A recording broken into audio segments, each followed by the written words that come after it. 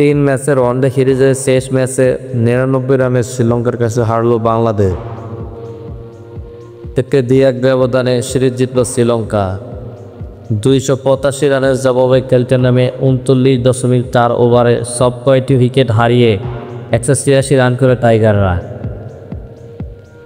মঙ্গলবার পাল্লে খেলেতে টস জিতে ব্যাট করতে নামা লঙ্কানদের শুরুটা ভালো না হলেও দ্রুত ঘুরে দাঁড়ায় তারা।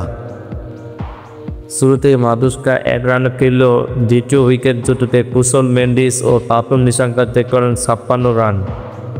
নিশাঙ্কা 35 রানে আউট হন তানভীর ইসলামের বলে।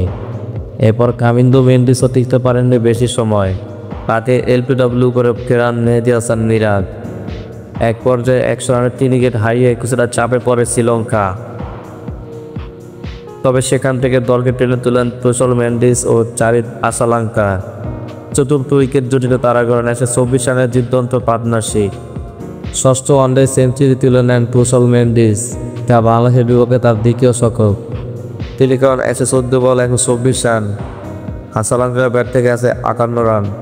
শেষ দিকে অবশ্য বাংলাদেশের বলাররা 13 ম্যাচে ফিরে আসেন।